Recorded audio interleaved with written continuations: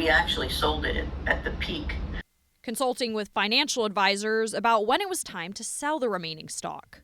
And I, talked to them every day. When there was a period when we thought we could sold this stock, we talked every single day trying to pick what the best time was. And as soon as the advisors told her it was a go, we got everybody lined up and we sold the stock. Yanni says the total funding to the trust from the PG&E bankruptcy was $13.5 billion, climbing to $14.2 billion after stock sales. PG&E stock closed at about $18 per share on December 13th, totaling $1.2 billion. At the trust's inception, PG&E stock was going for just over $9 a share, but even with the doubling of the price, fire victims still won't get 100%. Unfortunately, this is a bankruptcy, and in bankruptcy, you do not receive 100%. It's the sad reality of a bankruptcy. If a corporation such as PG&E had 100% of the damages, they wouldn't have to declare bankruptcy. And when you could see another pro rata payment is uncertain, contingent on when final determination notices are accepted and when all of the release forms are signed. So far, only about 21% of releases have been signed. If somebody has accepted their final determination, they've signed their release, but there's people that are behind and not doing those things, they're going to have to wait until that's all taken care of.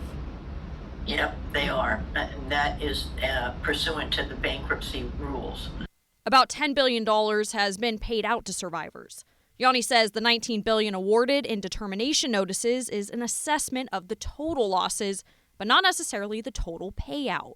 Under the bankruptcy rules, everyone has to receive an equal pro rata share. Right now, every person is at 60%. Yanni says there's about 2,000 claims left to process before a final pro rata payment can be determined. We're working collaboratively with the lawyers and the pro ses to get all the data in. That's what we're going to focus on in January and first quarter. Many survivors say no amount of money can ever make up for their loss, but the trust hopes to get as close as possible. I know this is a very difficult process, and we are working as fast as we can to get money into people's hands.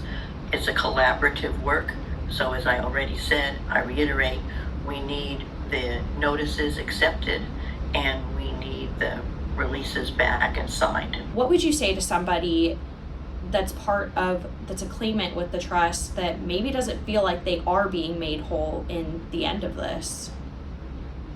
Well, I'm very sympathetic to that. I understand that feeling, absolutely. Unfortunately, this is a bankruptcy, and in bankruptcy, people are not made whole. We're doing our utmost best to make people as whole as possible. To reiterate, the trust was originally supposed to pay $13.5 billion, but because it sold the stock when it did, the trust increased the value by some $700 million.